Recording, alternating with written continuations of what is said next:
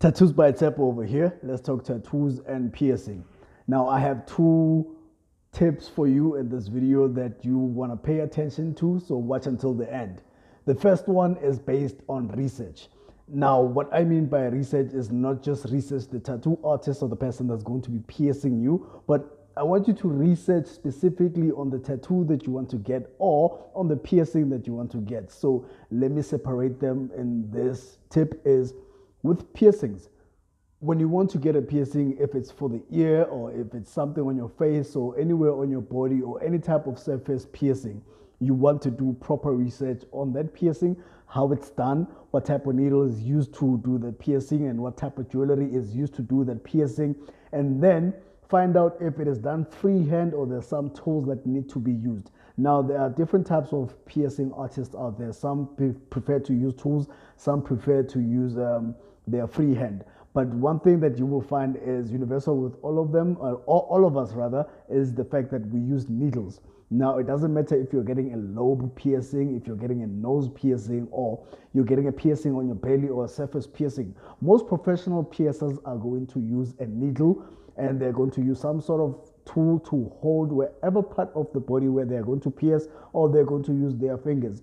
I personally prefer to do this by hand, so I'm a freehand piercer, and I am going to be using a needle at all times. So you need to find out how the person that you're going to pierce from does the piercing. The reason for this is because if you find a place that uses a gun for piercing, I can show you one.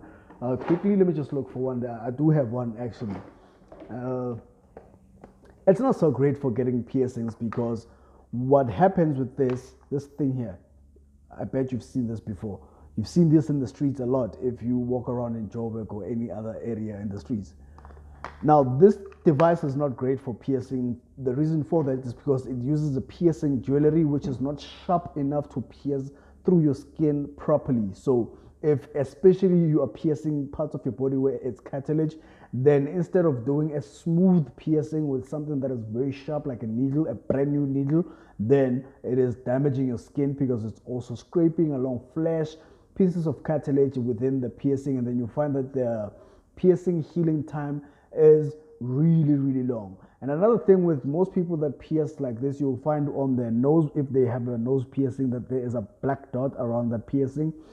Number one is because the piercing was done in that manner where they shoot through your nose. This is done at some pharmacies. It's done by even some of the biggest brands like Stadex, for example, and you find them at a pharmacy or at Lovisa, for example. I am not trying to put down these companies. However, this is how it's done. So you need to understand what you're getting yourself into.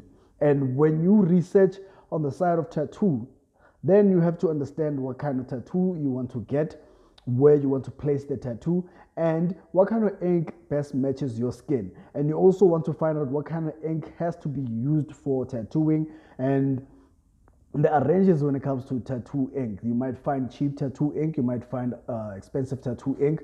The best bet is for you to go for more of an expensive tattoo ink, because then you will be less prone to sorts of